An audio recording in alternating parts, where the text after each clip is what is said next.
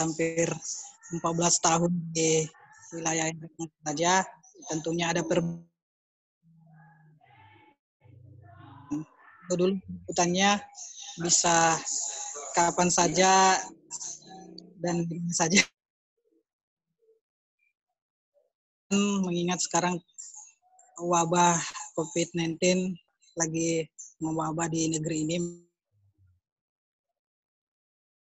makanya kita sebagai media menyiapkan APD untuk disinfektan untuk distembaikan begitu. Sekarang sudah biar bisa lebih banyak di rumah, kita cari gugus tugas di kabupaten yang dari situ kita bisa dapat banyak informasi. Jadi itu bisa mengurangi kita keluar rumah kecuali sangat urgent seperti prioritaskan APD untuk diri sendiri, jadi tidak boleh gegabah juga kita sebagai media. Mungkin di sini dulu yang saya sampaikan di awal. Kembali ke moderator. Terima kasih. Assalamualaikum warahmatullahi wabarakatuh. Waalaikumsalam warahmatullahi wabarakatuh. Ya, tadi sudah ada kata sambutan dari Kak Aris. Terima kasih. Lanjut kita ke Saudara Wais, jurnalis Tribun Timur online. Silakan, Kak Waris.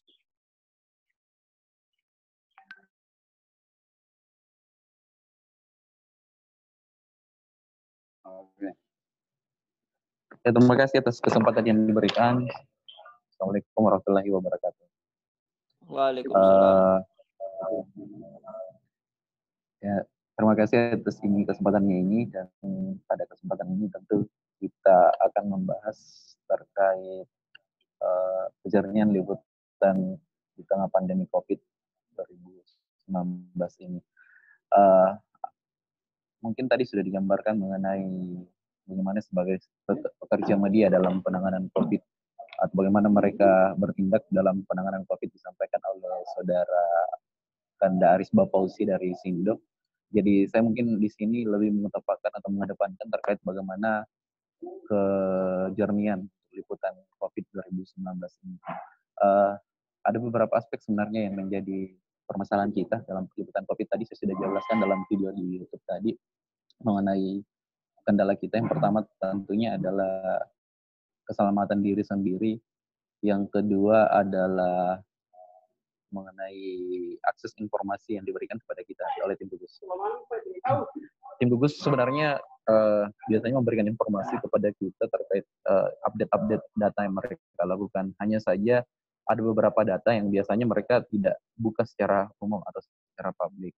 Dan itu tentu menimbulkan hal-hal yang bisa dikatakan presiden buruk bagi masyarakat. Karena khususnya di Kabupaten Nrekang ini, ketika kita berbicara soal data di Kabupaten Nrekang saat ini, kondisi ODP ini baru katanya sisa 1 orang, kemudian PDP sudah tidak ada, kemudian pasien positif tersisa 1 orang.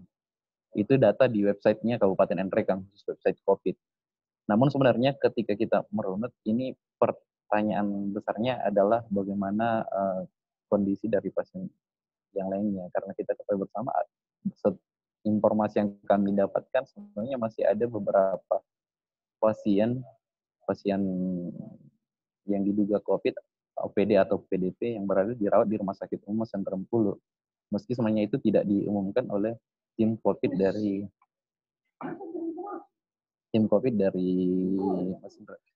Nrekang sendiri. Jadi sebenarnya ini menjadi koreksi tentunya ke depan terkait untuk liputan COVID. Mengenai kondisi liputan yang kami sajikan, yang pastinya bahwa informasi yang kami sajikan dalam pemberitaan itu selalu mengedepankan faktual dan dari narasumber yang kredibel. Tanpa narasumber yang kredibel, tentu kami tidak akan menyampaikan informasi yang mengada-ngada seperti itu. Mungkin itu saja garis besarnya. Terima kasih. Ya, terima kasih kepada Kak Wais memberi pengantar dalam diskusi kita ini. Nah, kita lanjut lagi ke Saudara Kasman, Pak Kasman yang juga menjadi salah satu pemerhati media selama COVID-19 ini. Silakan.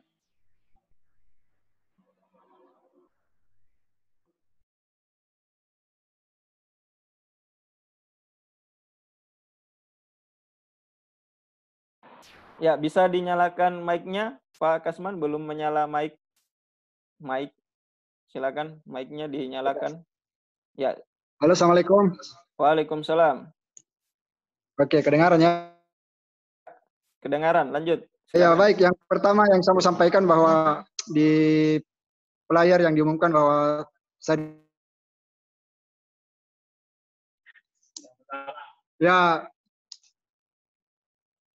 saya sih sebenarnya sebagai mantan wartawan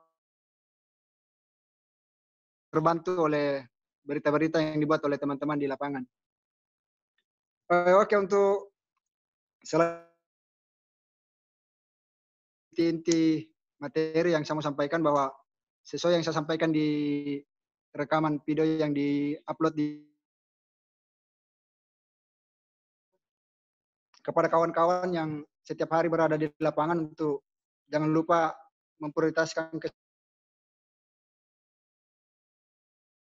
yang kedua soal pemilihan judul-judul berita. Ya, harap berita-berita yang justru menakutkan kita semua. Saat ini kita butuh yang lebih mengedukasi kita agar kita semua bisa selamat dari wabah ini. Yang ketiga yang saya mau sampaikan, semoga kawan juga dalam menyajikan berita tidak justru saat ini kita semua serba susah. Kalau disuguhi lagi berita-berita perbedaan persepsi atas berita yang disajikan teman-teman, saya kira itu tidak produktif buat kita semua. Mau sampaikan intinya, selanjutnya saya kembalikan ke moderator. Assalamualaikum. Waalaikumsalam warahmatullahi. Ya, terima kasih kepada ketiga narasumber atau pembicara kita pada hari ini. Nah, tentu di teman-teman semua sudah ada semacam pertanyaan dan juga mungkin ada kegelisahan terkait informasi-informasi yang selama ini beredar di tengah liputan di tengah COVID-19, dan tentu saja memang ada banyak kasus, ada banyak persoalan yang kita jumpai.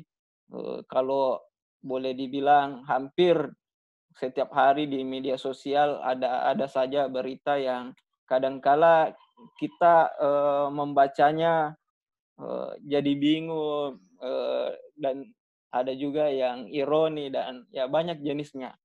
Dan bagi masyarakat awam tentu saja keberlimpahan informasi yang ada itu ya boleh jadi membuatnya semacam tidak tahu lagi yang mana informasi yang mau diikuti atau yang dianggap bisa menjadi panduan bagi mereka.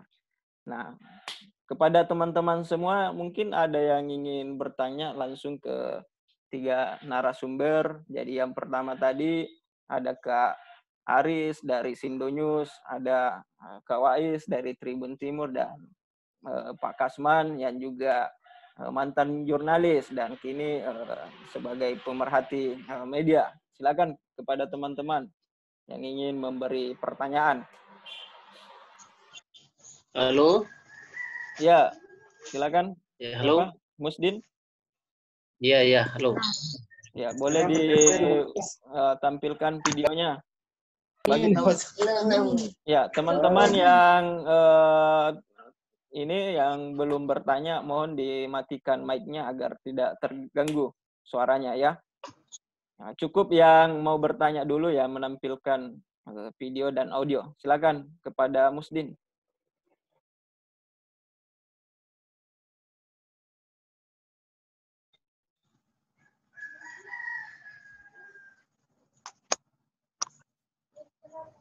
Ya, mungkin ada yang lain karena saya lihat Musdin lagi. Ya, oh ya, sudah terhubung. Musdin, silakan. Ya, Musdin, bisa didengar?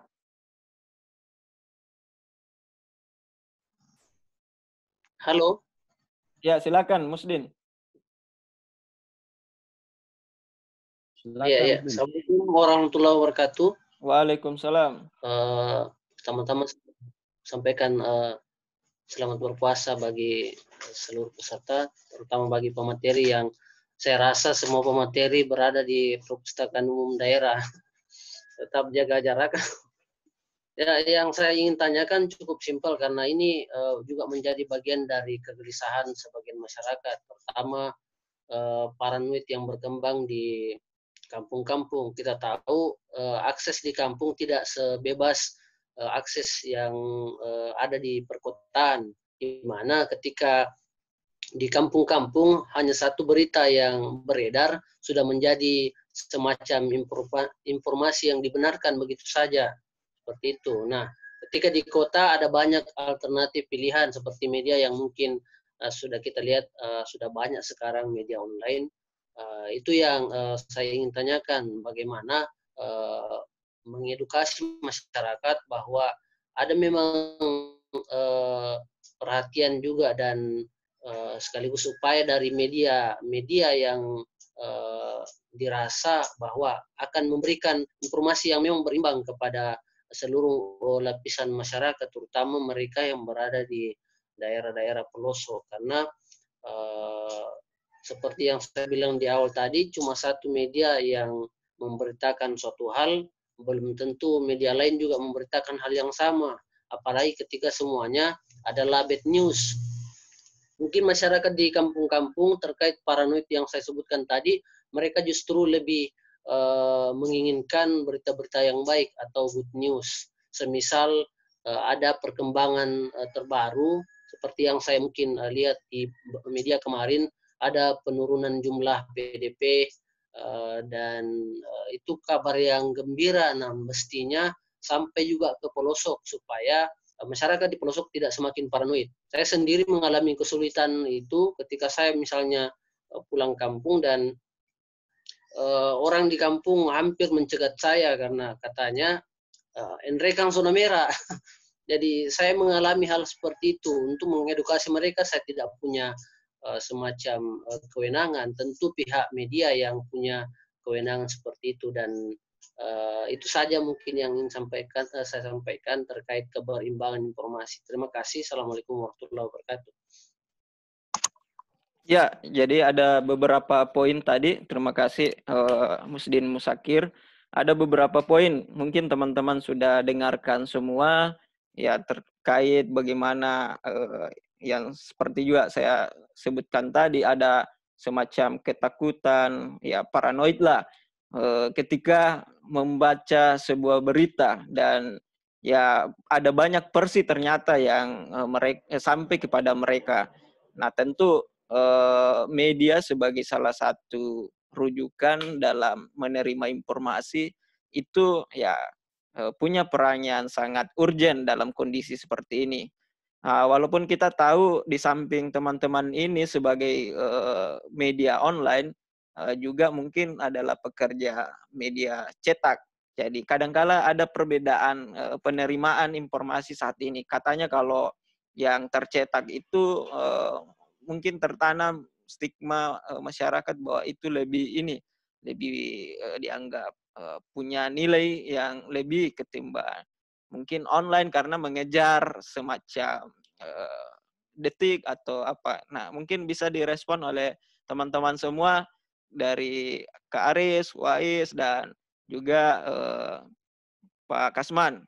Siapa lebih duluan ingin merespon? Silakan dinyalakan mic-nya.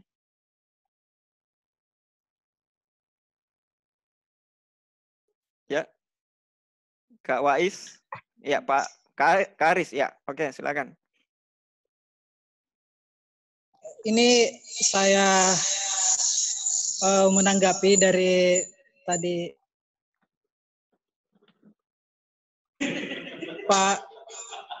Pak Musdin. Iya, Pak Musdin. Oh, saya menanggapi dengan adanya berita-berita yang biasa kadang tidak berimbang di lapangan itu tersebar dengan mudahnya di masyarakat dan langsung dibaca mentah-mentah dan itu kita juga sebagai media di Nrekang juga agak dilema karena sekarang orang membuat media itu mudah. Sampai 1 juta sudah bikin media dan itu tentunya dia bisa jadikan alat ke masyarakat. Dan saya pikir masyarakat harus bijak dulu melihatnya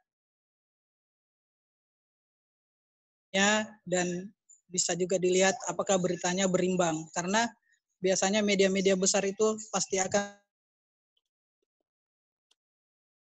jika menyebar berita hoax tentunya risikonya adalah disomasi gitu. Jadi saya pikir masyarakat pertimbangannya karena kalau kami sebagai media Sindo dan kawan-kawan di Nrekang itu lebih mempertahankan bicara Pemkab Nrekang atau yang berwenang untuk menjawab tentang COVID-19. Saya pikir mari kita bijak karena terkadang masyarakat dilempar ada narasumber yang berkompeten malah dibalas dengan hoax. Justru ditelan mentah-mentah dan di-share lagi. Mungkin itu tanggap. Oke, baik. Terima kasih kepada Kak Aris ya. Jadi Kak Aris mengajak kita untuk bijak.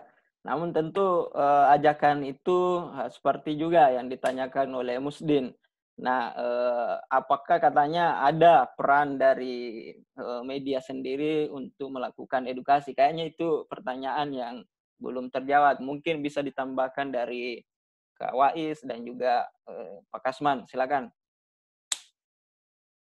Siapa? Baik. Ya. Assalamualaikum Pak Moderator. Terima kasih. Siap. Ya.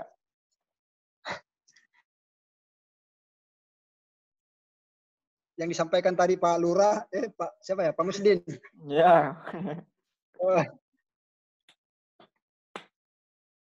Di kalangan masyarakat khususnya di pedesaan. Nah, saya justru melihatnya bahwa disinilah peran posko penanggulangan COVID yang dibentuk di desa-desa.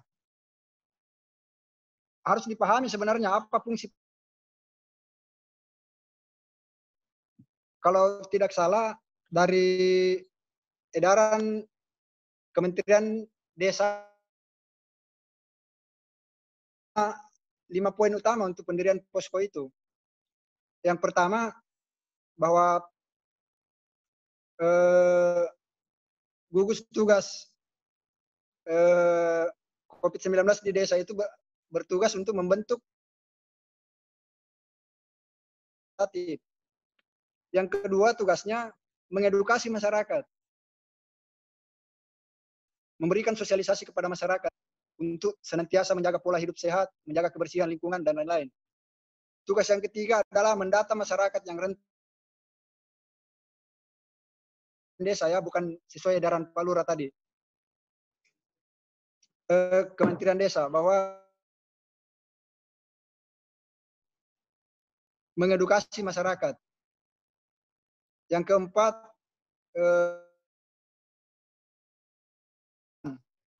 dan membagikan APD hand sanitizer misalnya. Dan yang kelima itu adalah membuka hotline, layanan informasi buat masyarakat. Nah, tapi yang kita lihat saat ini penyemprotan bagi warga yang lalu lintas di desa itu. Nah, misalnya saya yang siap-siap disemprot 3 kali. Ya, kita sih tidak menyalahkan penyemprotan itu, bahwa angka baiknya kalau sosialisasi ke masyarakat yang lebih dimasifkan, sebagaimana petugas yang ada di desa-desa. Sekira itu yang saya sampaikan. Kembali ke... Ya, oke. Terima kasih kepada Pak Kasman. Jadi tadi disampaikan bahwa memang di dalam penanganan COVID ini di desa sudah dibentuk yang namanya posko, dan di antara tugas posko relawan juga disebutkan tadi ada sosialisasi dan edukasi. Nah, mungkin di situ poin yang barangkali relawan bisa mengambil peran untuk menyampaikan semacam edukasi agar masyarakat tidak salah dalam melihat atau membaca media atau menuntun para masyarakat. Jadi mungkin di situ tugasnya ya Pak. Jadi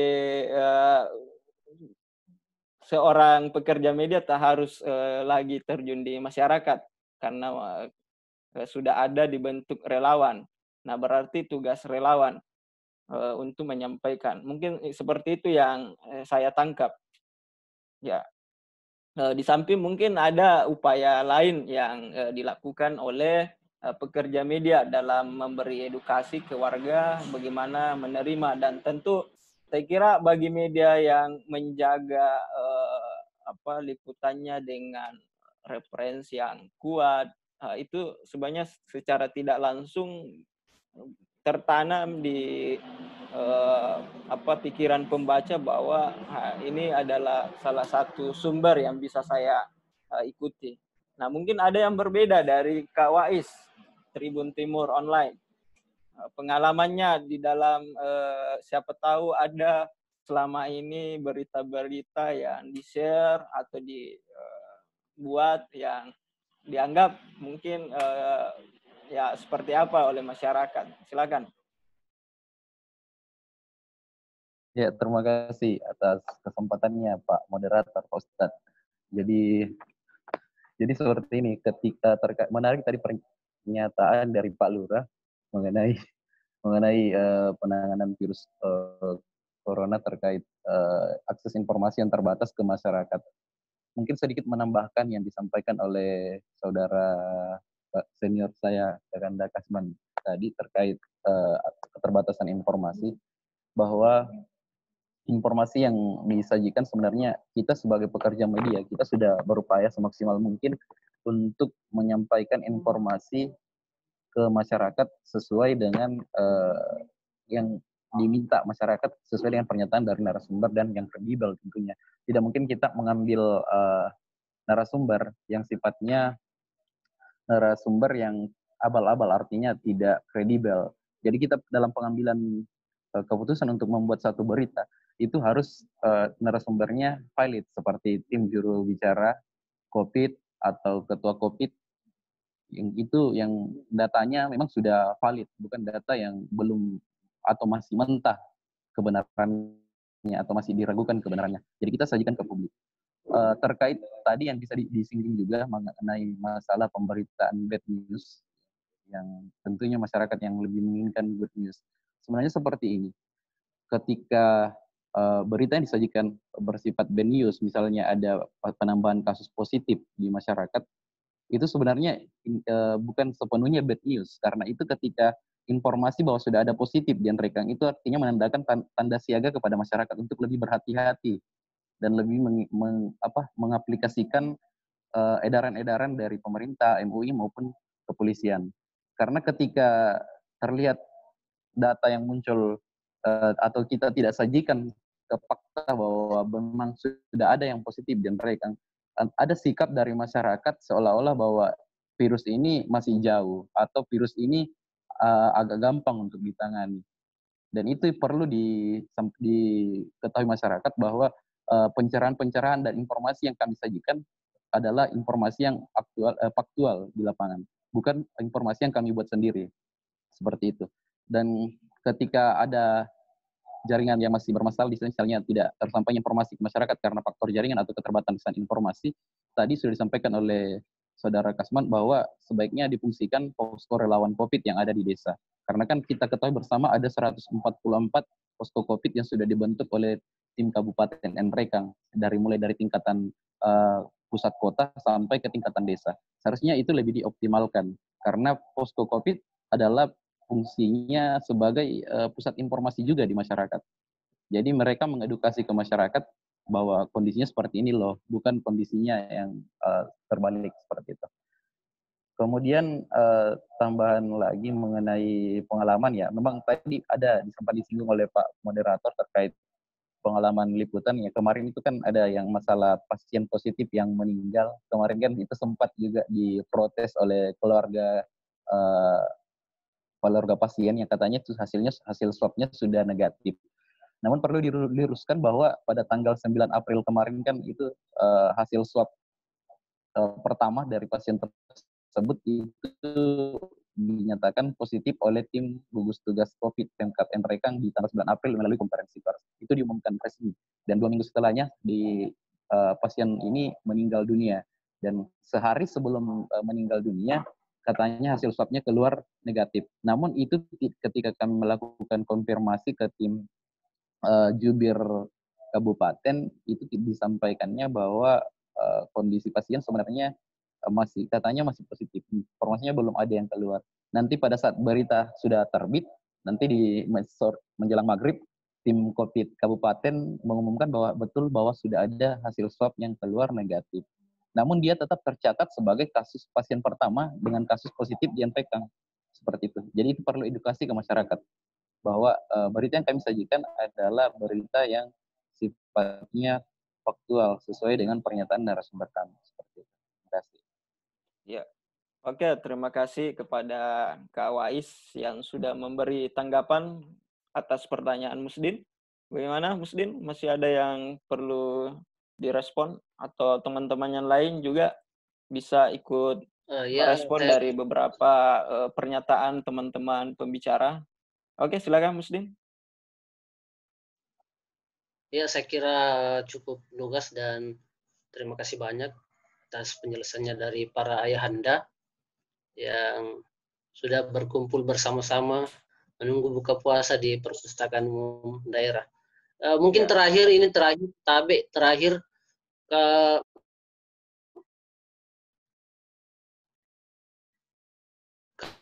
kalau misalnya persoalan korespondensi atau adanya itu menjadi viral dan menjadi kekhawatiran di kampungnya misalnya, bagaimana kira-kira merespon itu, terutama terkait dengan pemberitaan apakah diralat atau bagaimana menyampaikan ke media. Itu yang terakhir, terima kasih. Ya, mungkin tadi yang agak sempat disinggung oleh Kak Wais ya. Mungkin ada yang ingin disampaikan terkait ralat. Ya. Ya, terima kasih atas pertanyaannya. Jadi saya tadi sudah sampaikan bahwa ketika informasinya tersebut sudah keluar dan itu hasil swabnya tadi sudah dibantahkan oleh tim jubir, ketika saat itu karena kan sistem kami kan juga ada Tribun Timur online. Jadi ketika ada berita yang sudah berita di pagi hari itu menyatakan bahwa dia positif, kan kami update pada itu juga di malam hari itu juga bahwa pasien tersebut ternyata hasil swab keduanya sudah keluar dan hasilnya negatif. Itu kami langsung buatkan beritanya dan juga kami sudah share di media sosial seperti itu. Itu untuk informasinya. Terima kasih. Oke, saya kira sudah menjawab ya dari pertanyaan Musdin. Ya, barangkali ada teman-teman yang lain yang ingin bertanya, memberi sharing, atau juga menanggapi dari ketiga pembicara tadi. Ada di sini sudah tergabung Taufik Hasim, ya juga salah satu jurnalis. Ada siapa ini? Om Cappuccino. Ya. Lalu ada Aini, Arinda, Pak Ismail, Munisa, Pak Suherman, Ilham, ya, Ashadi, Kak Asmega Masri. Mungkin ada yang ingin bertanya, silakan.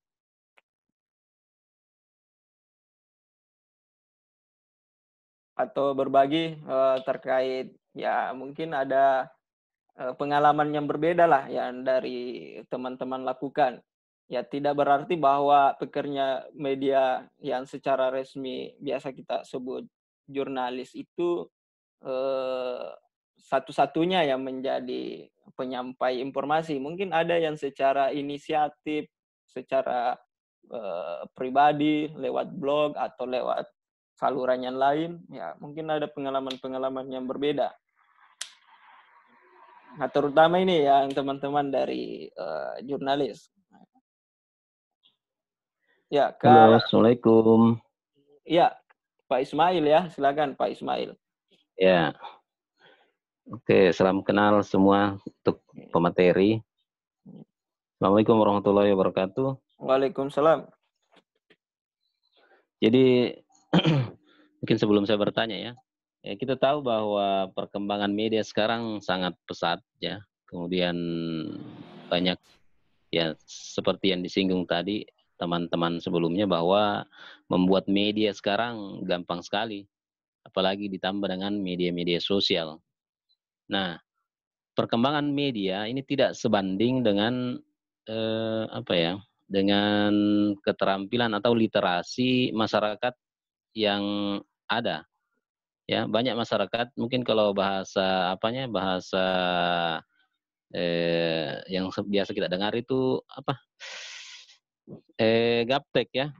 Banyak orang sekarang menggunakan teknologi tapi tidak diimbangi dengan penguasaan literasi. Jadi kadang-kadang mendapatkan informasi kemudian tanpa dicek dan recheck langsung di-share ke orang lain. Bahkan hanya gara-gara pulsa atau mendapatkan kuota gratis 22 giga langsung di-share di grup-grup.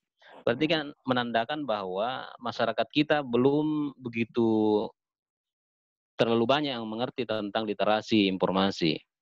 Tidak tahu cara cek dan recheck dari mana sih ini informasi, terus tiba-tiba di-share ke orang lain. Belum lagi tentang COVID dan lain-lain. Nah, pertanyaan saya untuk pemateri, kira-kira bagaimana ini cara menyosialisasikan kepada masyarakat luas, utamanya yang ada di daerah-daerah ini untuk memperbaiki literasi informasi mereka agar tidak serta-merta mendapatkan informasi terus di-share di grup. Terutama ya mungkin mahasiswa tentunya yang harusnya jadi pelopor sih sebenarnya, kemudian menyosialisasikan. Nah, kalau dari sisi pemateri kira-kira bagaimana trik atau tips untuk mensosialisasikan literasi informasi ini di tengah-tengah masyarakat luas, utamanya di daerah-daerah kita ini. Terima kasih. Assalamualaikum warahmatullahi wabarakatuh. Waalaikumsalam. Terima kasih kepada Pak Ismail. Jadi jelas sekali ya pertanyaannya. Jadi mungkin ada semacam praktik literasi atau pengalaman langsung dari setiap pekerja media, karena kan di samping menyampaikan informasi, tentu juga ada tugas-tugas lain yang secara tanggung jawab itu ditujukan ke teman-teman, ya bagaimana mengajak supaya informasi yang dibaca itu tidak diterima secara mentah-mentah. Ya. Ataukah ini bukan tugas dari teman-teman pekerja media? Nah, mungkin ada yang merespon dari pertanyaan dari Pak Ismail tadi.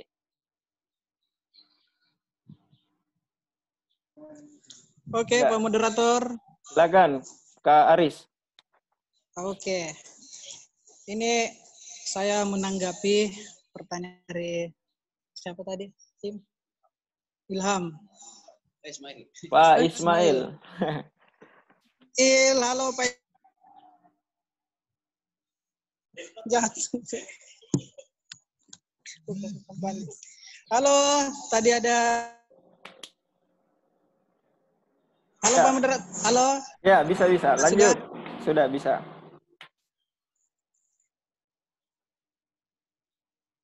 Sosial sebenarnya lebih cepat informasinya tiba di masyarakat. Jadi terkadang memang pengguna media sosial itu mau ketinggalan informasi, tidak mau dibilang kurang update, makanya langsung share apa saja yang ada. Tuh. Ini menanggapi kemarin ada pemberitaan tentang COVID pasien positif pertama dan dia dinyatakan negatif. Itu kan sudah naik di media, dia tetap itu ada keluarga mungkin dari pihak kerabat pasien yang keberatan dan menulis sebuah status share habis-habisan oleh pengguna media sosial dan mereka otomatis menyalahkan kita sebagai pekerja jurnal. Hanya kurang update. Padahal kami media ini tidak bisa menjadikan pernyataan keluarga itu sebagai referensi dalam dokter dan apa yang dikatakan oleh juru bicara Pemkab Nrekang. Jadi saat itu Pemkab Nrekang sedikit pun pernyataan kalau itu negatif, walaupun keluarganya sudah memposting ada swab test terakhirnya itu negatif. Tapi kami tidak bisa menjadikan tetap kami harus menunggu dan itu baru dikeluarkan gugus tugas pada sore hari. Makanya baru kami fokus mengambil sumber yang bisa dipercaya. Begitu. Terima kasih. Ya, oke. Terima kasih atas respon Kak Aris. Jadi memang ada juga beberapa jurnalis yang kita ketahui punya semacam media-media sosial dan di situ di-share juga info-info terkait yang masuk di media-media. Nah, tadi mengenai upaya dari pekerja media, mungkin ada dari siapa, Pak Kasman atau Kak Wais melakukan ya semacam edukasi khususnya terkait literasi seperti yang ditanyakan oleh Pak Ismail tadi. Ya, Pak Kasman. Ya, makasih Pak Irsan. Ya. Untuk mengedukasi masyarakat agar selektif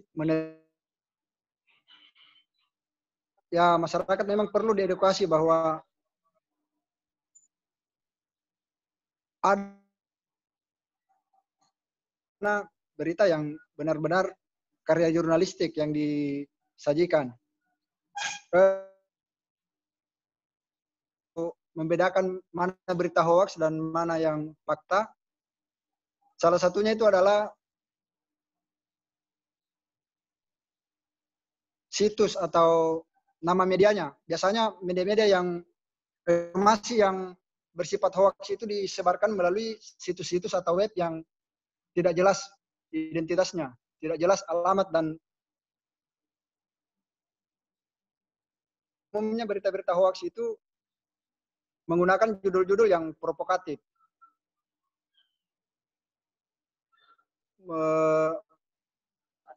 Memprovokasi warga, masyarakat. Cek foto dan tanggal. Biasanya kalau media-media yang kredibel itu selalu update dalam membuat tulisan-tulisannya.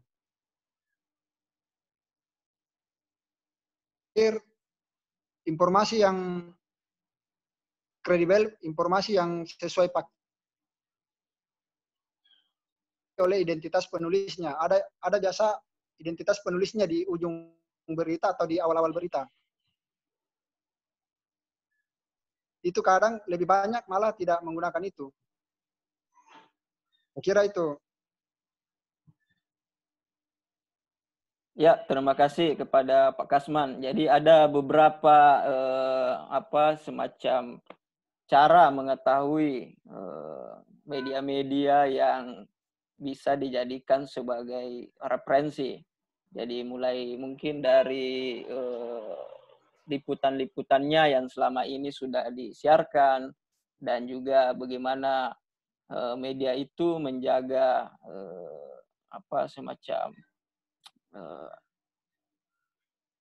semacam ini informan-informan yang diberitakan itu secara berimbang. Dan beberapa hal yang juga disampaikan tadi mengenai selektif dalam menerima informasi, nah, itu bisa dilihat dari nama-nama media. Jadi ini berkaitan juga dengan tingkat pengetahuan dan juga status sosial dari seseorang. Jadi kalau masyarakat intelektual, saya kira itu menjadi salah satu syarat punya upaya untuk menelusuri dulu sebelum meyakini. Nah, seperti yang disampaikan oleh Pak Kasman. Mungkin ada yang berbeda dari Kak Wais dalam menyampaikan edukasi kepada masyarakat. Iya, terima kasih atas kesempatannya, Pak Moderator. Yang disampaikan tadi mengenai terkait bagaimana caranya membedakan berita atau informasi yang sifatnya atau artinya meluruskan informasi di masyarakat di dalam dunia literasi. Tadi sudah dijabarkan oleh Kakanda Kasman terkait tips-tipsnya. Itu sebenarnya juga salah satu cara untuk kita bagaimana memfilter informasi. Namun perlu juga diketahui bahwa saat ini perkembangan media sosial semua orang bisa mengabarkan, bukan hanya melalui produk jurnalistik, namun juga melalui Facebook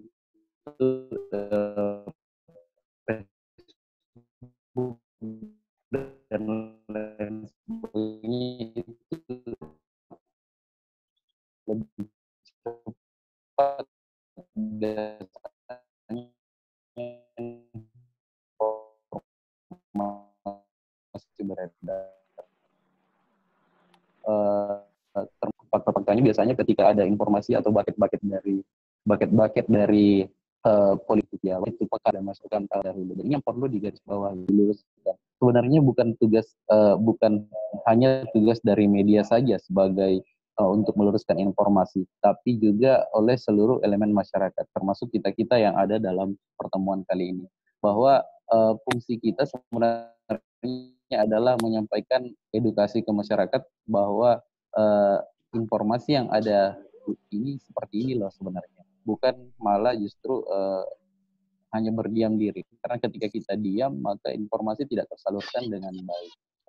Tadi sudah dijelaskan bahwa ada beberapa kriteria terkait masalah informasi yang aktual atau bisa dipercaya. Pertama tadi terkait link atau produk dari berita siapa, atau linknya siapa. Kemudian yang kedua bisa juga dilihat dari foto atau jadwal, bagaimana dia mengekspos berita itu kan semua bisa dijadikan referensi. Namun yang perlu digarisbawahi dan perlu diingat bahwa kita sebagai pembaca harus pandai-pandai untuk memilah yang mana berita yang betul-betul bisa dipercaya atau dipertanggungjawabkan, sementara berita yang hanya sekedar dipublis saja tanpa ada cross check terlebih dahulu. Biasanya ketika berita yang menyudutkan, biasanya untuk produk jurnalistik harusnya ada perimbangan di dalamnya. Karena jika tidak, itu sebenarnya menyalahi etika dalam jurnalistik. Seperti itu. Itu mungkin garis intinya saja, Pak Moderator. Terima kasih. Ya, terima kasih. Saya kira sangat jelas ya yang disampaikan oleh Kak Wais, Pak Kasman, berbagai tips yang disampaikan. Dan saya kira salah satu elemen yang sangat penting melakukan edukasi itu ya teman-teman lah yang khususnya terlibat di dalam kelompok literasi, dan saya kira orang-orang yang ada di dalam forum ini ya punya peran yang sangat penting. Ya, bagaimana kita tahu bahwa sekarang kan eranya prosumen. Kita adalah produsen sekaligus konsumen. Jadi ya boleh jadi kita semua ini adalah pencipta informasi, dan ya kadang-kala memang seperti yang disampaikan Pak Ismail, ya karena kita tidak mau kalah detik dari orang-orang ketika mendapatkan informasi langsung disebarkan tanpa meng-cross check dulu. Nah, ini tadi sudah disampaikan oleh Kak Wais. Jadi penting sekali untuk selalu mengecek kebenaran informasi yang dikirimkan atau dibagikan oleh orang-orang, karena seperti tadi pagi katanya akan digratiskan dikasih diskon listrik, dan ternyata saya buka itu ya meme dan semacam orang dalam kondisi mengharapkan sekarang karena dampak COVID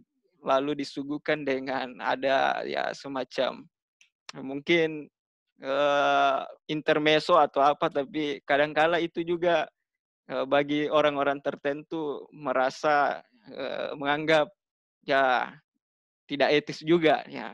Jadi ya mungkin ada memang kesadaran sendiri dari kita, karena kita ini semua sekarang sudah bisa jadi produsen, maka perlu memang membedakan posisi-posisi tertentu, membagikan berita untuk hiburan atau untuk hal-hal yang akan serius ditanggapi masyarakat. Nah, mungkin ada lagi dari teman-teman lain yang ingin menanggapi dan berbagi pengalaman. Ada di sini Ilham, Topik Hasim, Arinda, ada juga Ashadi, siapa lagi? Kak Asmega, ya. Cek. Kak Imam, ya, Kak Imam juga, Cek. Imam Rahmanto. Siapa yang ingin? Cek res. Oh iya, Ibu Adri alias Panaim. Ya. Silakan. Suara. Ya, silakan. Tidak ada ya? Sudah ada. Lambat ya? Ya, bicara saja, lanjut. Bisa? Ya. Oh ya. Selamat sore teman-teman. Sore. Teman saya di ujung sana ada Imam, ada. Sepertinya semua pembicara ada di satu tempat ya. Di dalam. Ya, saya ada di perpustakaan, Wais ada di samping saya di perpustakaan juga. Ya. Dan teman-teman. Oke, silakan. Di dalam masa-masa pandemi seperti ini, pasti pikiran, tapi juga kesehatan yang mesti prima, karena bukan pekerjaan yang normal. Dan membayangkan kalau misalnya wartawan tidak mendapat asupan informasi yang jelas tentang COVID, atau misalnya 19 menjadi 18, dan sebar adalah informasi yang belum tentu kebenarannya valid. Beberapa waktu yang lalu berita di media sosial lebih cepat di beberapa warga sehingga tidak menjadi media yang membuat masyarakat tenang. Ya, lebih berperan daripada media-media yang lain. para teman-teman Wais, Aris, Pak, perkembangan informasi yang luar biasa ini kan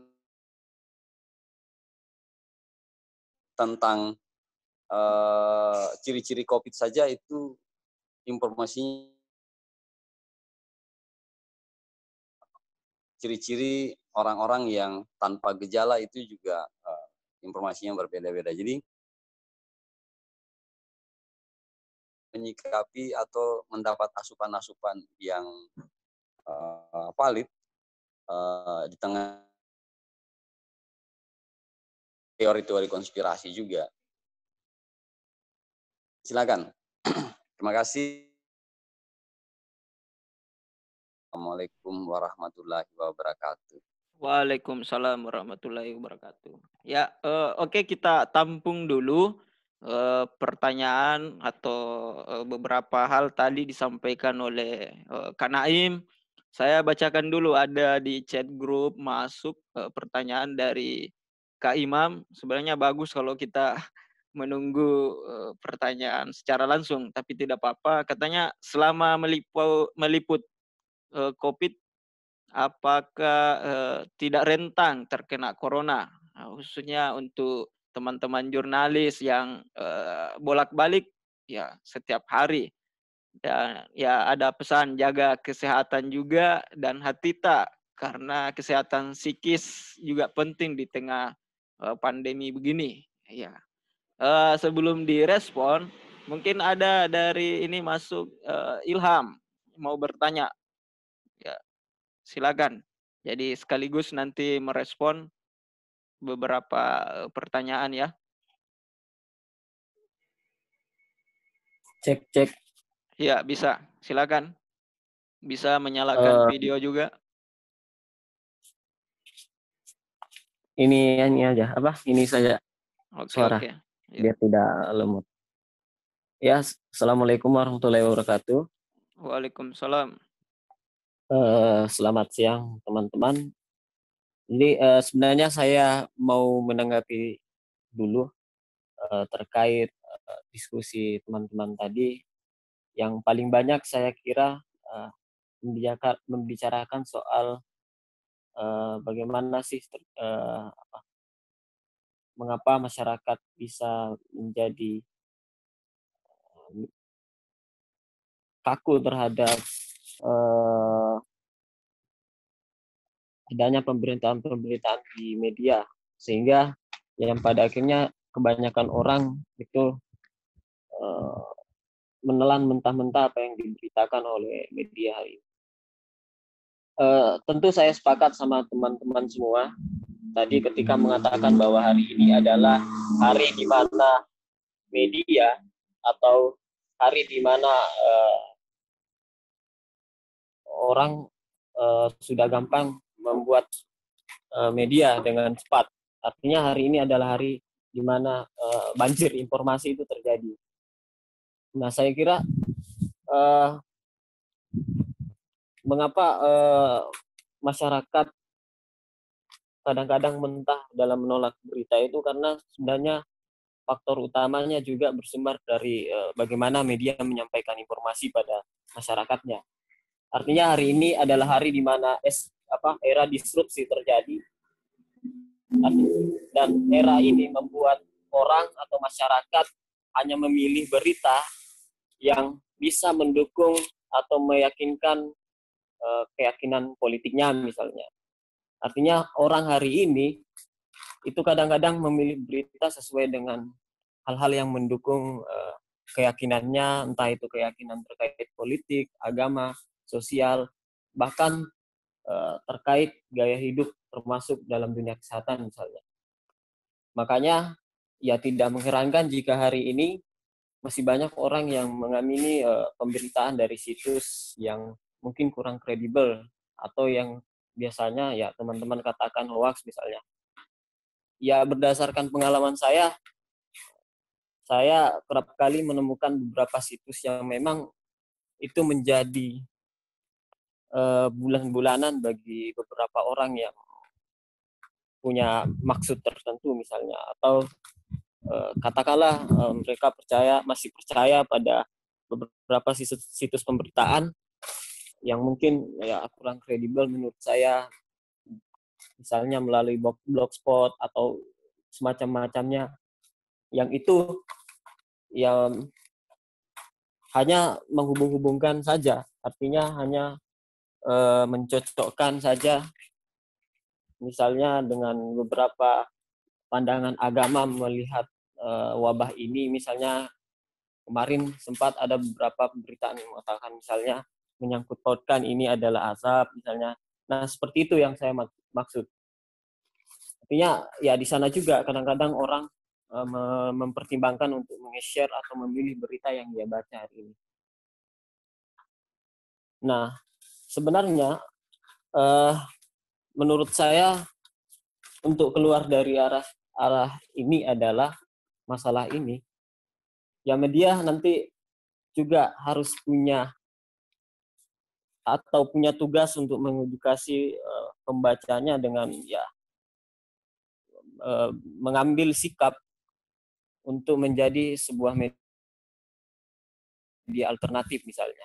Mengapa saya katakan media alternatif? Karena hari ini perkembangan pesatnya media adalah media hari ini mungkin yang termasuk mainstream berlomba-lomba untuk menjadi media partisan, artinya mengandalkan kecepatan perkembangan informasi melalui teknologi modern misalnya. Hari ini era di mana digital 4.0 itu berkembang, segala akses informasi semakin gampang, apalagi didukung oleh perkembangan artificial intelligence itu, atau menggunakan algoritma misalnya. Nah, berani tidak dalam hal ini media partisan atau media mainstream itu menjadi media alternatif. Alternatif dalam artian yang saya maksud di sini adalah artinya tidak tergiur dengan kecepatan perkembangan informasi. Karena melihat pemberitaan hari ini mengenai COVID itu ya seperti yang dikatakan teman-teman tadi, bahwa dari gejala saja itu semakin hari semakin bertambah atau apalah. Nah, kalau saya melihat ya media hari ini ya termasuk media mainstream mungkin itu terlalu cepat, dan ya mungkin dari kecepatan itu bisa membuat narasi pemberitaan yang disampaikan saya kira justru membingungkan, karena hari ini satu judul berita aja atau satu berita aja itu bisa, maksudnya isinya cuman entah itu satu paragraf, bahkan ada yang tidak sampai.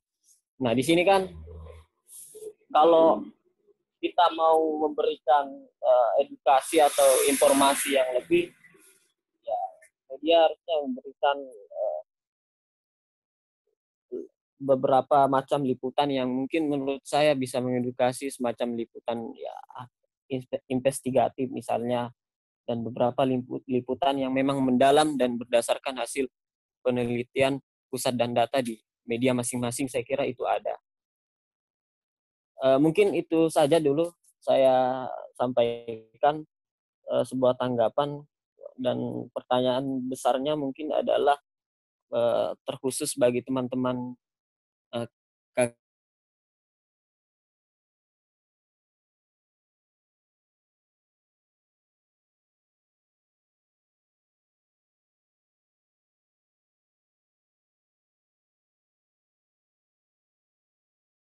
Oke, iya. Ya, halo, cek. Ya, sudah terputus kayak. Ya, mohon maaf tadi jaringan agak bermasalah, jadi ya cukup panjang tadi. Ada beberapa poin yang disampaikan oleh Ilham mengenai media alternatif. Ya, juga disinggung tadi bahwa sekarang di dalam era disrupsi ada yang namanya artificial intelligence, dan sampai pada banyaknya berita yang hanya satu paragraf saja, ya mungkin itu ya berita yang masih menggunakan blogspot, tapi ada juga sih beberapa yang sudah menggunakan agak resmi, tapi memang ternyata beritanya hanya satu. Ya mungkin ada semacam strategi juga di beberapa media yang saya lihat, dia menyambung lagi beberapa detik kemudian. Jadi ada pertimbangan kecepatan di sini. Nah, di sini ada semacam poin juga dari Ilham bahwa apakah dengan media mainstream yang ada itu sudah menjadi satu sumber yang dapat kita ikuti, dan apakah dengan media yang alternatif, media-media kecil yang mungkin masih menggunakan semacam blogspot atau tanpa situs resmi, menggunakan domain resmi, itu bisa saja juga ya menyampaikan hal-hal yang juga bisa diikuti.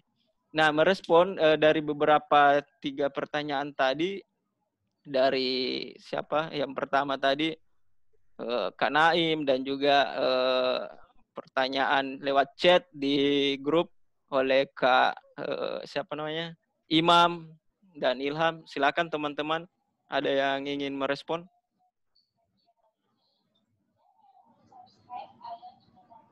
Dari Kak Aris, Kak Wais, dan Pak Kasman.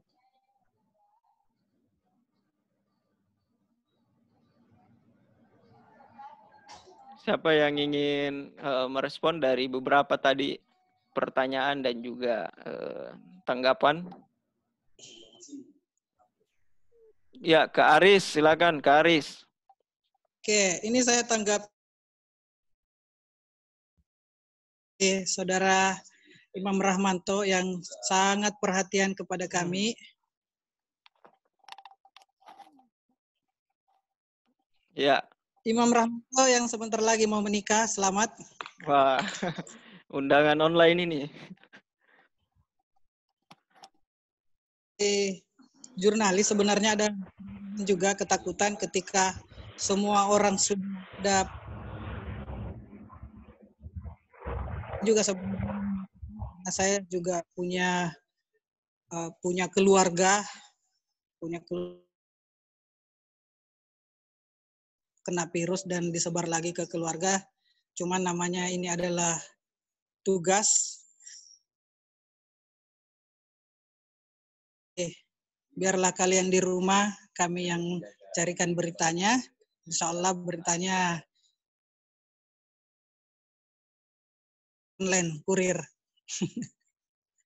Terima kasih. Untuk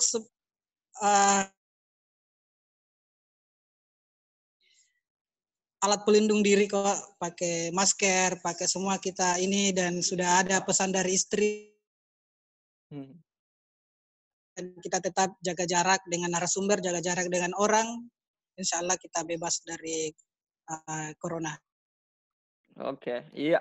Terima kasih kepada Kak Aris. Ada lagi dari teman-teman yang lain? Kak Wais, Pak Kasman. Ya, Kak Wais, silakan. Halo. Ya. Ya, terima kasih atas kesempatannya untuk kesekian kalinya, Pak Moderator.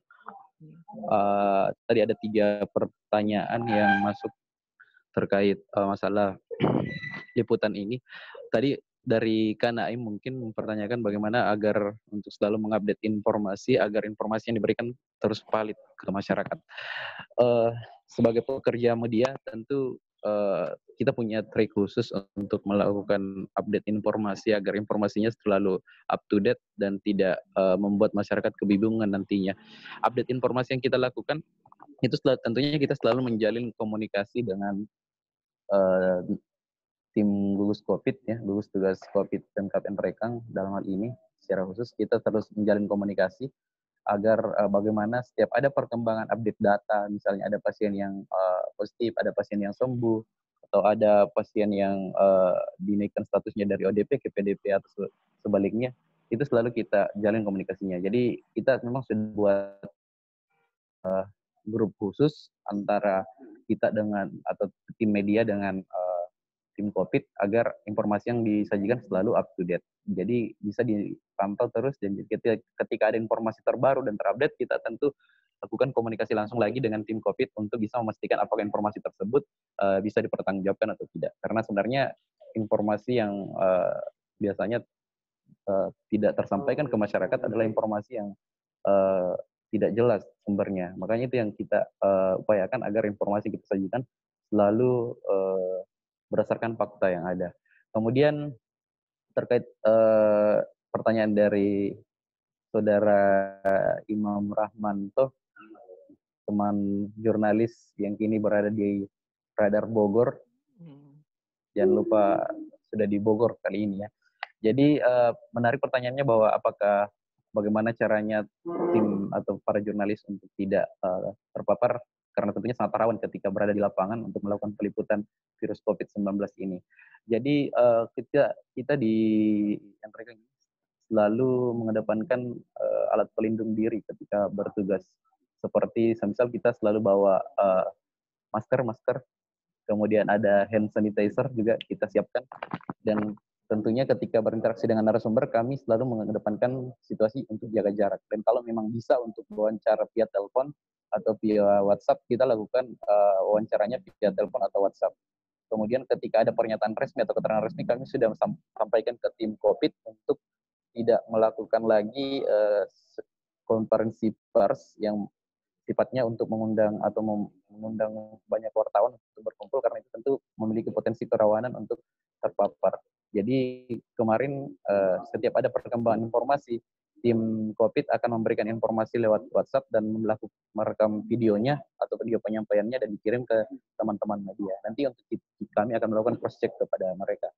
Kemudian tadi pertanyaan dari Pak Ilham, Pak Lurah, jadi terkait mengenai media mainstream, sebenarnya memang jujur ya, sebagai pekerja media kami juga memang ada tuntutan dari media itu, karena memang ada taktik dan strategi dari media sendiri untuk bagaimana meraih atau mendapatkan pembaca dan paling cepat informasinya. Karena saat ini kita tidak bisa pungkiri bahwa persaingan di antara media juga ada.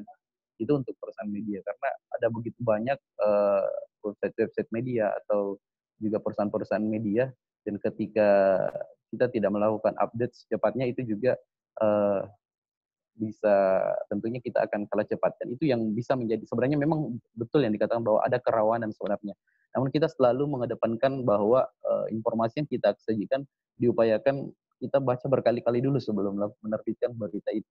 Karena ketika kita langsung tulis saja bahkan satu paragraf, dan itu sebenarnya saya rasa selama saya di sini saya belum pernah melihat ada link berita yang hanya satu paragraf di situ.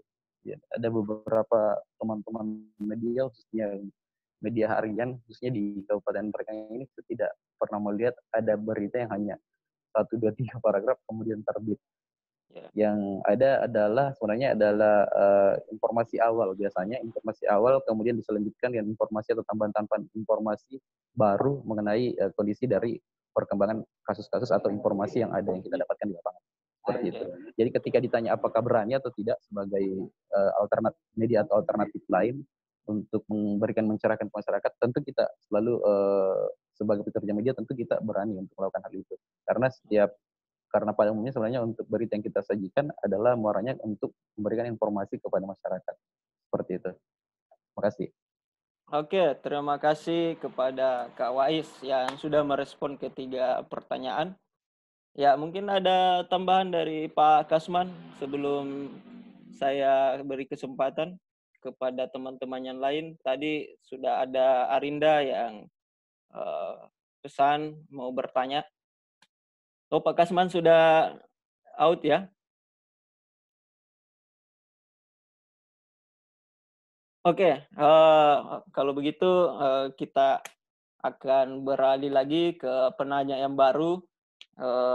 Mungkin dari Saudara Arinda, sudah ada? Sudah bisa?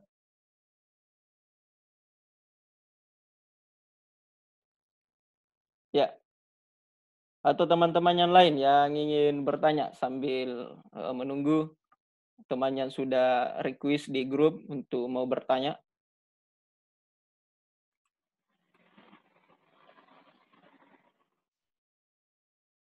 Belum ada ya? Ya, kalau begitu saya tambahkan tadi juga bahwa ada beberapa poin yang disampaikan dari teman-teman.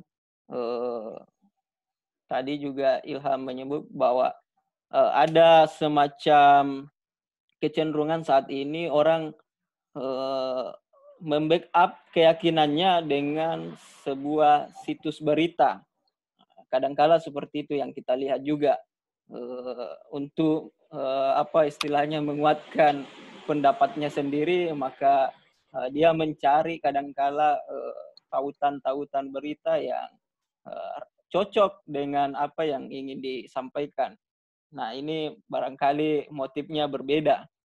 Dan kadangkala memang bahkan ada saja orang yang sebetulnya dari tingkat pendidikan atau juga dari tingkat pencerapan informasinya itu masih sering juga memilih hal-hal yang seperti itu. Mungkin karena faktor ya itu tadi alasan untuk menguatkan posisi argumennya. Nah, mungkin dari teman-teman yang lain ada yang ingin lagi menanyakan sesuatu, berbagi.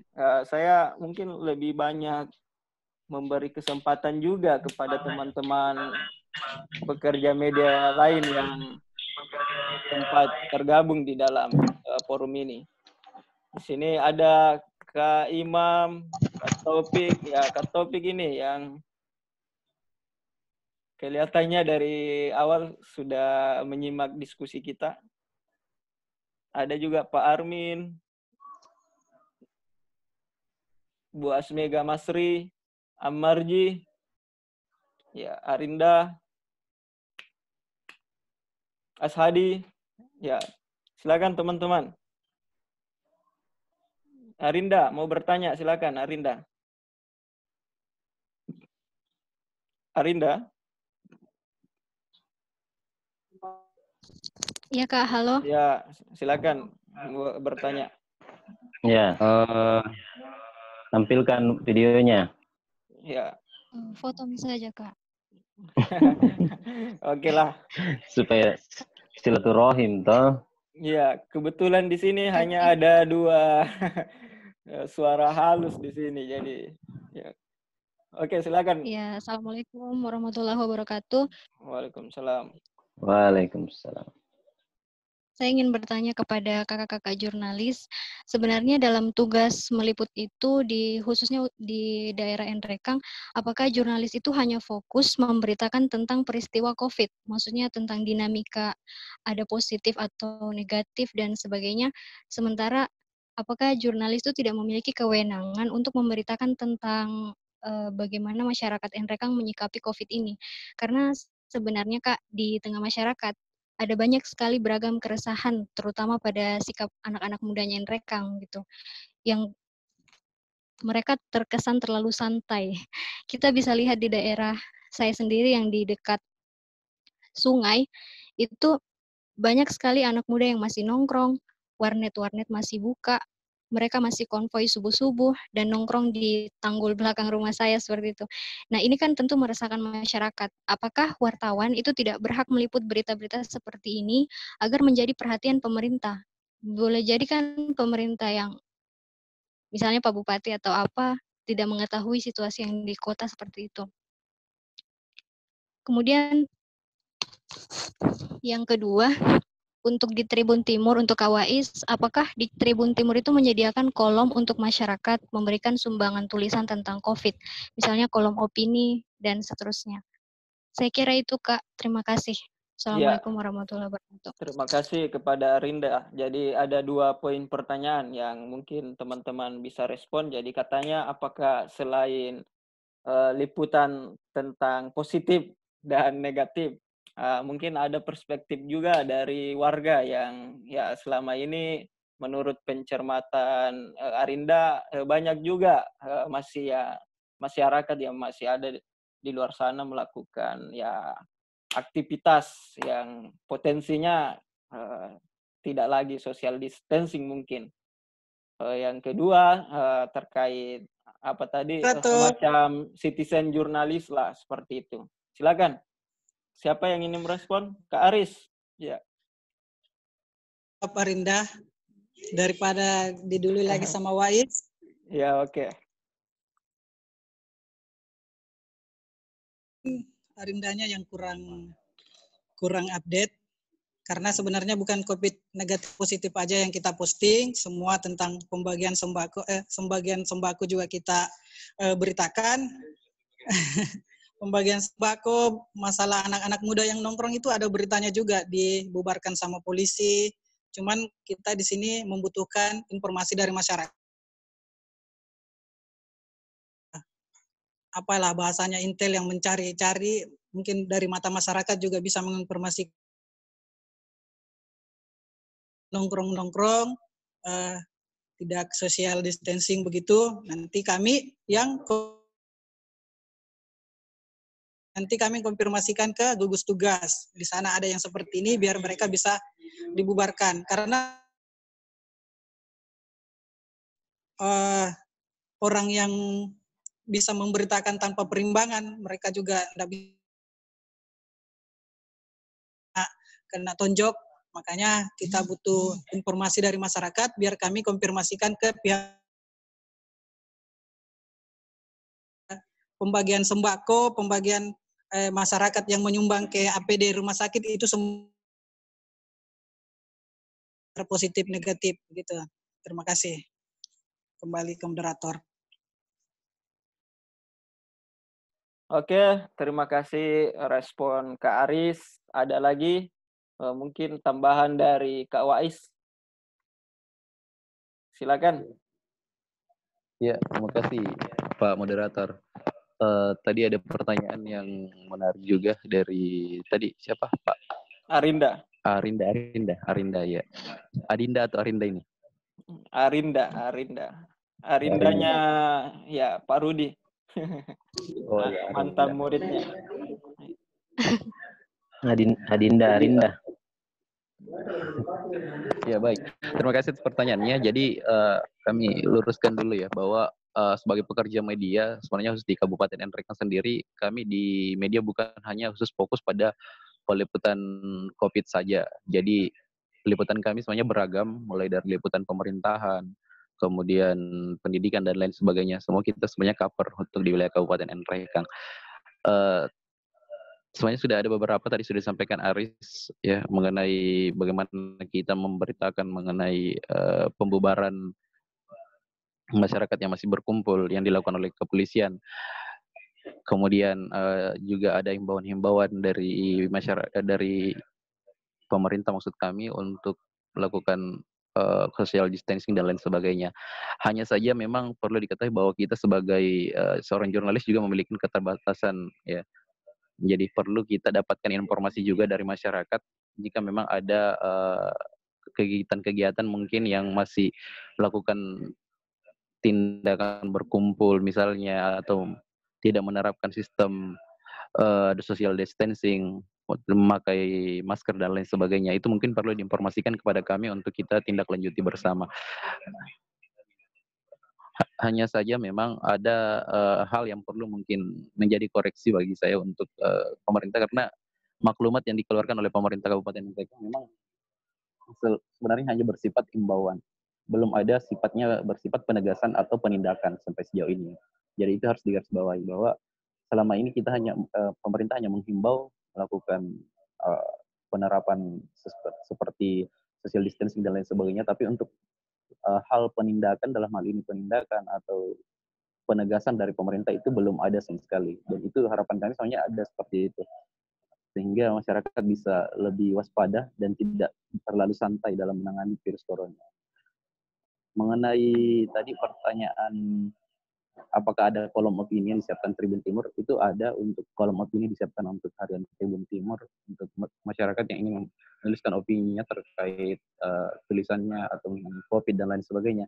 Itu ada, nanti saya mungkin kirimkan untuk linknya, namun bisa dikirim via lewat moderator saja ya, karena kita tidak ada juga nomor kontaknya dan lain sebagainya seperti itu. Oke, baik. Ya, oke teman. Ya, Makasih atas respon Kak Wais. Ya, jadi sisa 15 menit lagi. Mungkin ada tambahan lagi atau pertanyaan dari teman-teman. Saya sih menantikan sharing dari Kak Taufik, sedikit. Kak Ima. Halo. Oh iya, masih ada tambahan dari Kak Aris. Silakan. Halo. Iya, silakan. Ini terkait melakukan social distancing, masyarakat yang banyak masih kurang sadar. Karena kita harus lihat dulu pemerintah kita, moderator, masih menghimbau. Orang menghimbau, boleh ya, boleh tidak. Jadi terserah. Ya, artinya perlu ada tindak lanjut dari imbauan itu jika misalnya tidak diindahkan ya. Nah, kalau kita melihat ke tetangga, Toraja Utara, Rantai Pao, itu di tas itu langsung disemprot pakai air damkar. Dan itu tidak bisa berlaku di Nrekang karena di Nrekang 24 jam. Oke. Kemudian di bulan Ramadan menjelang sahur tanpa menggunakan masker dan itu juga sangat rawan penyebaran virus. Saya kira pemerintah, harapannya kami ke pemerintah ya bagaimana bisa lebih sedikit tahapnya, begitu moderator. Iya, oke, terima kasih. Jadi memang perlu ada semacam perhatian bila tidak diindahkan. Dan saya kira mungkin pekerja media bisa juga semacam ini meminta pandangan atau masukan dari seperti yang disampaikan tadi oleh teman kita dari Arinda. Jadi mungkin sudah ada yang didengar oleh teman-teman pekerja media di luar sana ya. Saya kira itu bisa disampaikan juga melalui liputan sehingga ada keseriusan. Biasanya kan kita tahu media juga ini punya soft terapi ketika muncul informasi berita terkait itu kan ya biasanya juga ada tindak lanjut dari berita-berita yang disampaikan. Ya. Mungkin ada dari siapa? Halo, Pak Armin. satu. Siapa? Atau ada yang masuk? Pak Siapa? Naim. Silakan dulu. Ya, Pak Naim dulu ya, Pak Naim. Silakan Pak Naim. Silakan yang. Oh ya, atau nanti Pak saya Ismail. belakangan. Ya, Pak Ismail. Saya ya. Iya, silakan Pak. Jadi ya baik, kita melihat fenomena si pandemi COVID ini menyentuh semua lini kehidupan ya. Tidak kenal lagi strata sosial, siapapun bisa terkena, bahkan yang kena duluan sebenarnya orang kaya. Ya. Jadi COVID ini sebenarnya orang kaya yang dibawa oleh orang kaya dari luar negeri kemudian dibawa ke Indonesia. Ya. Karena orang miskin kan tidak mungkin ke luar negeri untuk naik pesawat. Ya. Jadi penyakit COVID ini awalnya dibawa oleh orang kaya ke Indonesia ya. Kemudian banyak sekali banyak sekali hal-hal yang begitu mencengangkan ketika COVID ini datang, terutama pada saat awal banyak orang yang cuek, kemudian prosesnya lama-lama justru yang awalnya cuek tiba-tiba jadi parno, sangat takut tiba-tiba, bahkan ada yang sampai yang kasusnya di Goa itu ada yang meninggal, bahkan masyarakat tidak mau terima mayatnya, padahal ini sudah informasi yang bertebaran tidak benar, kemudian tidak dicerna dengan baik oleh masyarakat. Ini kan membuat masyarakat panik dan tidak didukung dengan pengetahuan yang ada. Saya kira ini fenomena yang bahkan dalam hidup saya pertama kalinya saya mendapatkan pandemik seperti ini. Nah, kemudian pandemik ini COVID-19 ini juga dihubungkan dengan apa yang dibahas Deddy Corbuzier itu? Apa sih istilahnya? Konspirasi. Ya, konspirasi dihubungkan dengan konspirasi, bahkan Bill Gates sekarang sudah bukan instruksi sih, memberikan informasi bahwa dia bisa menyelipkan chip kepada tubuh manusia. Ini kan informasi yang apakah sudah layak didapatkan untuk masyarakat atau bagaimana? Ya, dan justru menambah menambah kekhawatiran masyarakat kita adanya info-info konspirasi ini, walaupun sebenarnya memang ada orang-orang tertentu yang memanfaatkan situasi ini untuk ya kepentingannya. Jadi menurut saya media ini sangat berperan untuk menyosialisasikan kepada masyarakat agar masyarakat ini tidak terlalu panik, bisa ya walaupun mungkin virusnya memang ada dan berbahaya, tetap media berperan dalam mengedukasi masyarakat. Boleh panik jangan waspada, ya. Sekira seperti itu ya. Kemudian pertanyaan terakhir untuk panitia pelaksana, apakah ada ini sertifikat untuk peserta ini? Karena kita sebagai pendidik membutuhkan sertifikat ini. Kalau mungkin bisa diadakan, alhamdulillah, karena kan beberapa pertemuan ini dilaksanakan, bahkan sudah 3 kali ini. Kalau bisa diadakan sertifikatnya bagi kami yang pendidik, sangat membutuhkan itu sebagai angka kredit nantinya. Karena apa yang kita bahas di sini sangat membuka wawasan masyarakat dan kita-kita yang bergabung di sini. Terima kasih. Assalamualaikum warahmatullahi wabarakatuh. Waalaikumsalam. Ya, untuk pertanyaan yang terakhir itu nanti kami akan diskusikan dengan teman-teman yang ada di komunitas literasi Masan Bulu, karena kegiatan ini semula memang dilaksanakan secara non formal dan dalam struktur tidak ada struktur dalam komunitas literasi. Entah siapa nanti yang mau bertanda tangan, tapi nanti akan kami informasikan lewat kontak. Ya pasti kami sangat berterima kasih juga kepada Bapak Ibu guru yang sempat mengikuti hal ini, mengikuti diskusi ini. Ya, mungkin ada dari Kak Taufik Hasim yang sudah tampak di layar video, tinggal audionya ini yang kita minta dinyalakan. Siap. Ya, sebelum Kak Naim ya, karena ini tamu dari jauh ini. Saya mau bertanya ini kedua senior. Oke. Ya. Assalamualaikum teman-teman semua. Ada Pak Wais yang makin gagah ini di sana.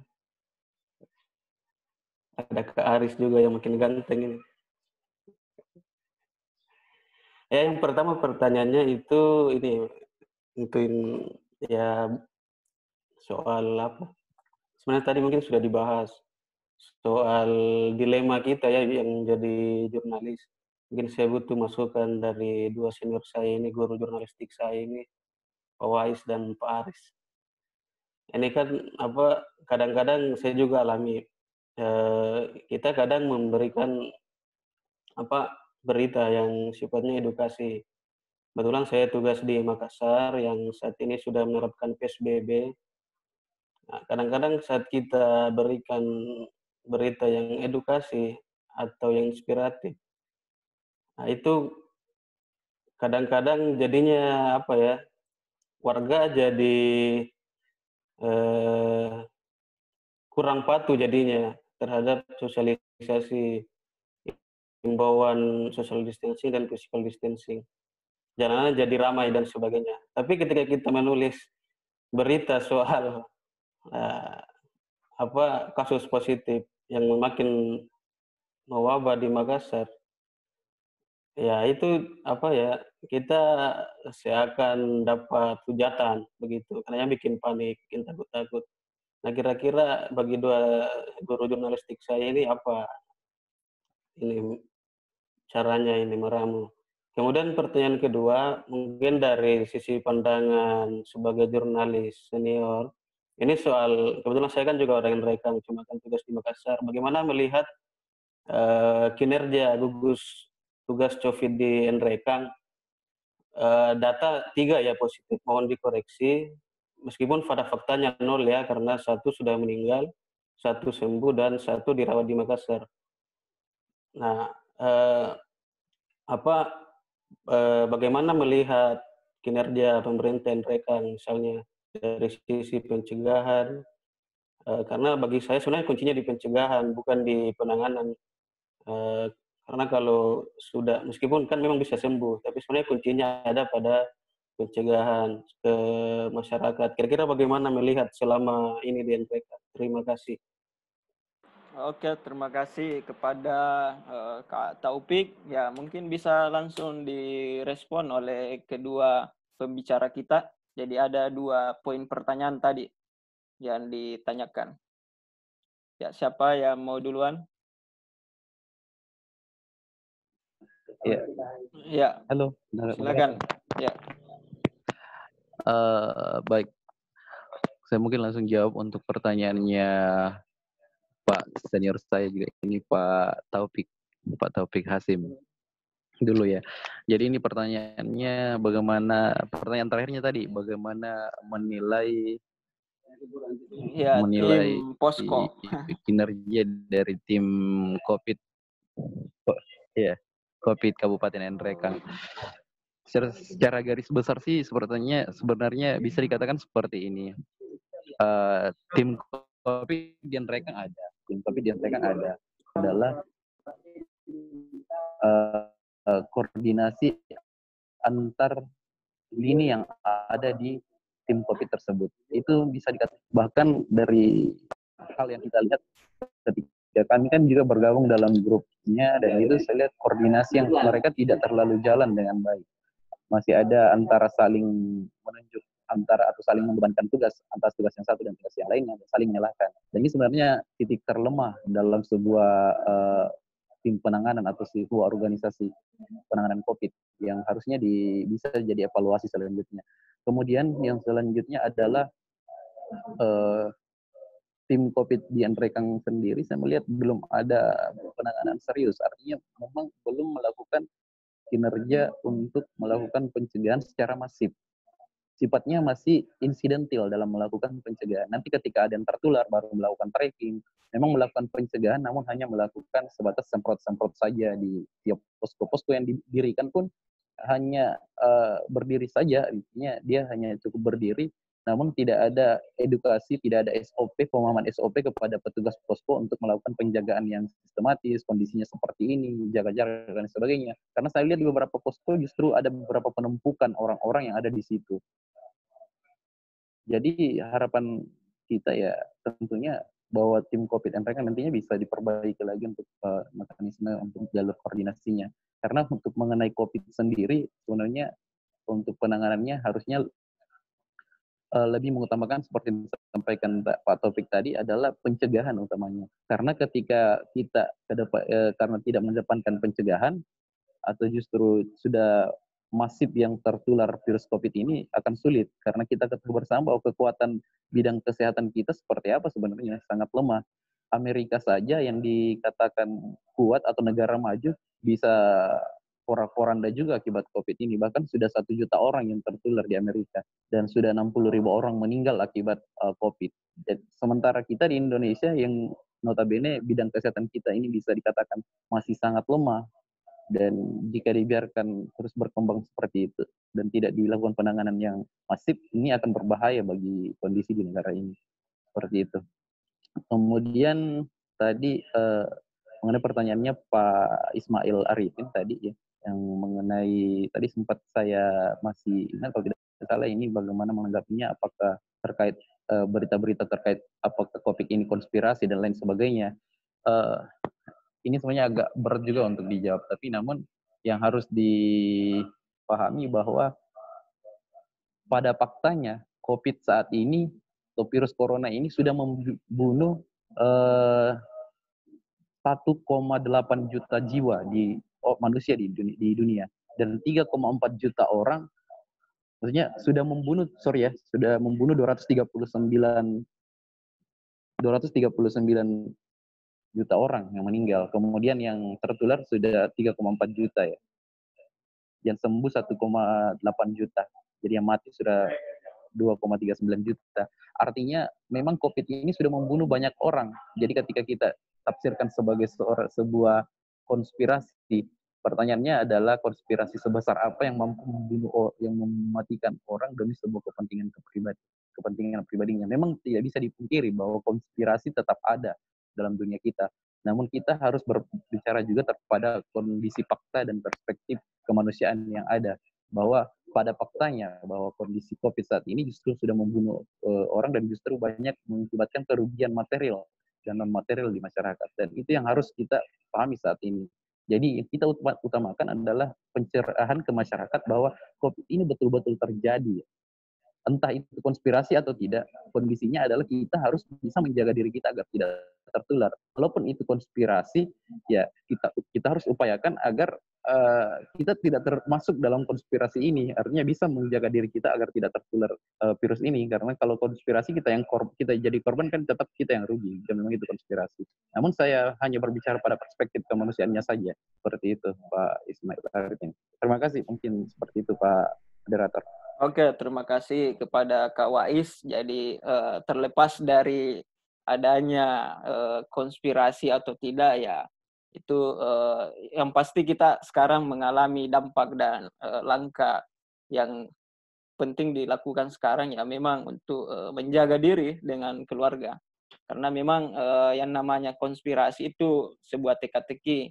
Memang ada film semacam Inferno, dan juga Bill Gates sendiri pada 10 tahun yang lalu di podium ada di YouTube yang bisa kita saksikan, itu memang sempat menyampaikan sebuah semacam spekulasi, dan di beberapa film fiksi ilmiah Amerika juga ya seakan-akan memang katanya solusi untuk menyeimbangkan atau menyegarkan ulang bumi ini salah satunya dengan mengurangi populasi. Tapi itu ya mungkin pengetahuan bagi kita saja. Terlepas dari itu ya kita harus waspada saat ini.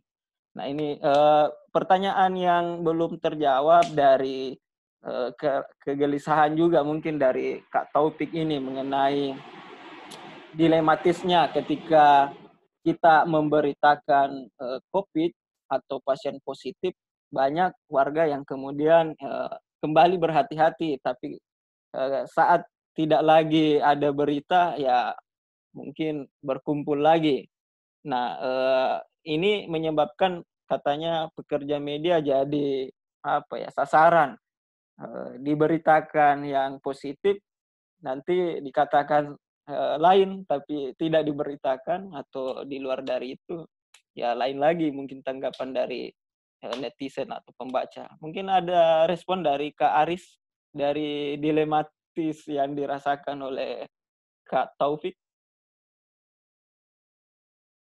Jadi mungkin ada pencerahan ya sebagai senior media katanya dalam memberitakan hal-hal yang seperti itu. Atau bisa disimak tadi oleh Pak Kasman sebagai pemerhati media sudah bergabung kembali. Silakan bisa menanggapi, memberi masukan-masukan terkait ya bagaimana sebagai pekerja media yang ternyata juga punya ya dilematis dalam posisi-posisi tertentu yang agak ya bimbang atau bagaimana lah.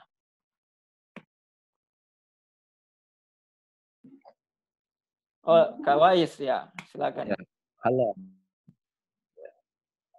Ya, terima kasih atas pertanyaannya Pak Taufik. Jadi saya kira perasaan itu biasa memang ada di kita pada tim-tim jurnalis, bahwa memang akan ada selalu antara kegelisahan antara diberitakan ini jelek, diberitakan ini tidak. Jadi seperti itu. Intinya sebagai pekerja media kita harus menempatkan diri sebagai seorang profesionalisme. Jadi baik atau tidaknya harus diberitakan ke masyarakat, diinformasikan. Ketika kita menganggap bahwa berita itu adalah bernilai berita dan bersifat penting untuk disampaikan, apa salahnya kita untuk menyampaikan saja seperti itu.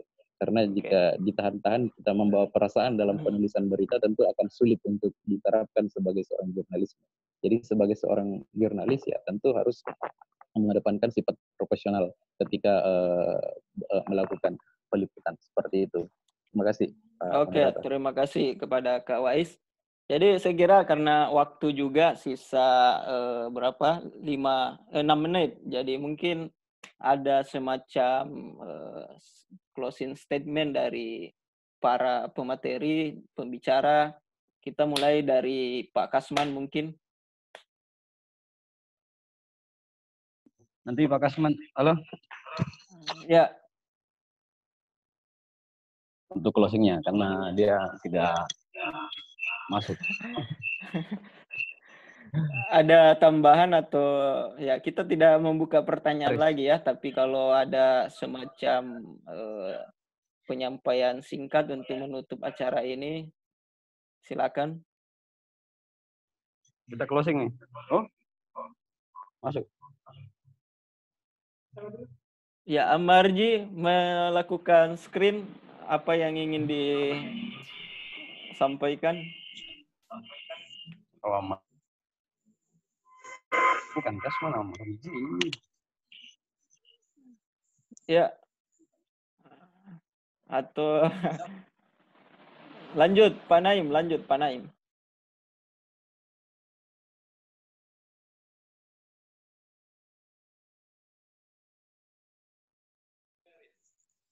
Oke, moderator. Oke, Kak Aris. Ya, mungkin ada pernyataan untuk sesi ini. Dengan teman-teman di dunia internet juga menyampaikan kami sebagai seorang jurnalis hanya bekerja sebagai keresahan masyarakat dan menginformasikan ke pihak yang berwenang. Jadi terkadang kita juga ada yang menyatakan jangan beritakan COVID, takutnya panik masyarakat, padahal itu sebenarnya adalah info yang penting. Jangan sampai kita tidak memberitakan, masyarakat juga pasti akan menyalahkan gugus tugas apa kerjanya pemerintah. Seperti itu. Cuman pesan saya, karena terkadang sebenarnya tidak boleh terlalu dipulgarkan, itu terkadang datang justru dari yang sebenarnya harus melarang. Ini seperti yang kemarin info tentang nama lengkap pasien 02 itu justru sebelumnya yang guru itu justru bocor dari Kejari. Kebocoran-kebocoran itu kok bisa tersebar luas ke media sosial. Makanya menyembunyikan identitas para pasien dengan sebaik-baiknya dan untuk moderator sudah memberi kesempatan kepada kami media untuk hadir di. Oke, terima kasih. Saya untuk ya, terakhir mungkin singkat dari Kak Wais.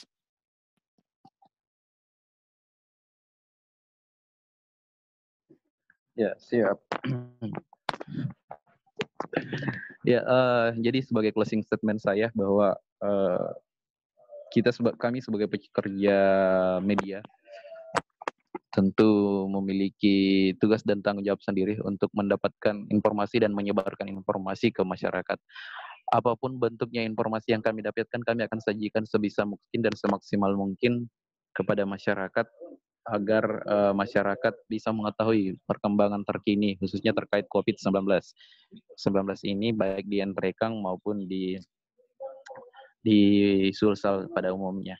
Jadi saya perlu garis bawahi bahwa COVID-19 ini bukanlah penyakit yang perlu dipandang sebelah mata, karena COVID-19 ini faktanya sudah mampu membuat orang positif 10.500 orang di Indonesia, dan yang meninggal sudah 800 ratusan ya mungkin ya yang meninggal di Indonesia, dan ini perlu menjadi garis bawah kita bahwa COVID-19 ini harus ditangani secara bersama dan dimulai dari diri kita sendiri.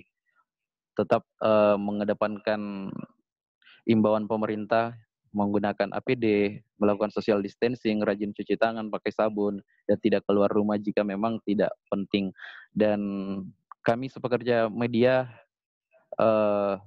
mengharapkan peran kalian semua untuk hadir memberikan edukasi ke masyarakat juga terkait pemberitaan yang mana yang berkualitas dan pemberitaan mana yang memicu konflik di sosial di masyarakat.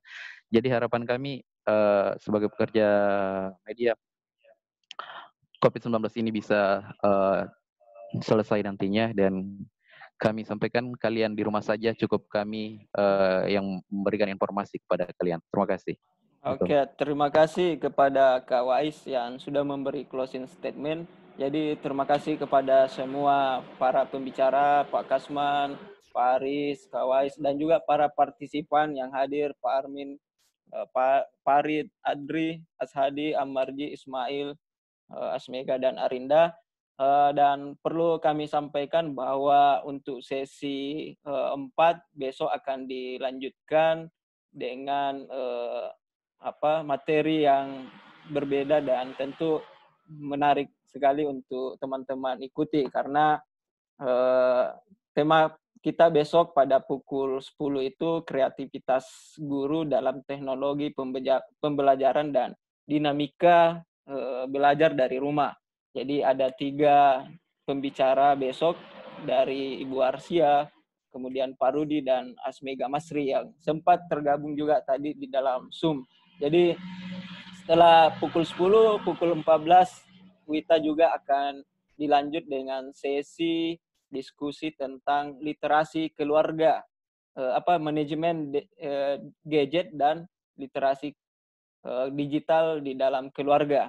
Jadi besok ada narasumber dari Ibu Raslina, pustakawan, dan juga saya akan ikut bersama Bu Raslina dalam sesi tersebut. Terima kasih kepada teman-teman semua yang sudah bergabung, dan semoga kita senantiasa terjaga, diberi kesehatan, dan selamat menanti buka puasa bersama keluarga atau tinggal di rumah mengisolasi diri dengan buku. Jadi kita sekarang punya juga program bagaimana melakukan donasi buku, memberikan buku kepada orang yang mengisolasi diri. Jadi yang punya buku yang ingin disumbangkan bisa. Jadi selain nutrisi atau sembako yang bisa memenuhi kebutuhan sehari-hari, ya apa salahnya kita juga memberi donasi buku kepada teman-teman yang melakukan isolasi mandiri di Kabupaten Rekang. Dan sekali lagi terima kasih atas kesempatan teman-teman semua. Kurang lebihnya mohon dimaafkan. Assalamualaikum warahmatullahi wabarakatuh. Dan salam literasi. Waalaikumsalam warahmatullahi wabarakatuh. Waalaikumsalam.